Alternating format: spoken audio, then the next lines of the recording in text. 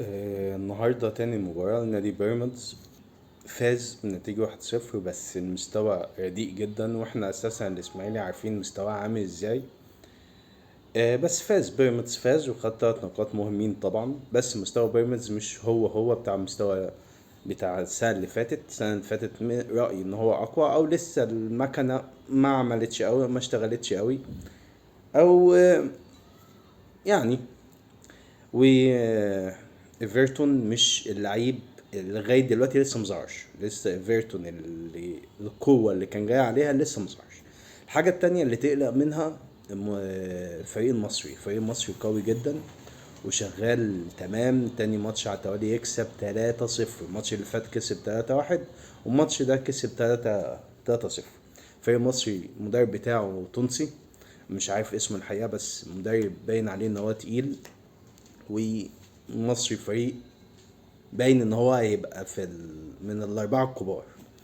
الحاجه التانية بقى اللي عايز اتكلم فيها النادي الاهلي. النادي الاهلي بكره اتمنى ان نفوق من اللي هم فيه، وريبيرو رايي الشخصي يحط هما في 3 لعيبه لازم يبقى ممتازين: مرعي، ياسين مرعي، اليو ديانج، واحمد سيد زيزو. دول ما يخرجوش بره الخطه. لو اليو ديانج خرج بره الخطه يبقى هو بيعاند معاه. يعني انت منين ان انت بتقول ان انت عايزه بتخرجه؟ لعبت عليه احمد رضا، واحمد رضا لما اتصاب خرج ونزل احمد نبيل كوكا اللي انا مش شايفه اساسا.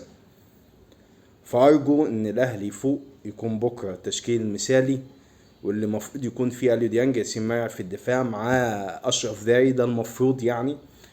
و واليو ديانج، بن رمضان، وقفشه، او احمد رضا مكان قفشه، وزيزو، بن شرقي او تريزيجيه. ندي بن شرقي من اول مباراه لان تريزيجيه ما كانش هو تريزيجيه، ومحمد شريف.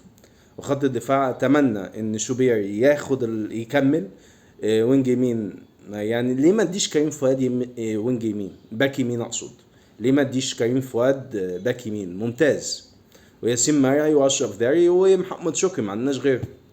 على العموم بكره ان شاء الله توفيق، واتمنى الفوز للاهلي، واتمنى ان اللعيبه تفوق، واتمنى المدرب كمان يفوق ويدي لاليو ديانج. اليو ديانج حطه وابني عليه فريق. بكره ان شاء الله نشوف النتيجه هتخلص على ايه، واتمنى الفوز للاهلي، واتمنى ان الاهلي يرجع لسباق الدوري تاني، عشان خساره اي نقط تاني هيبقى صعب وصعب جدا.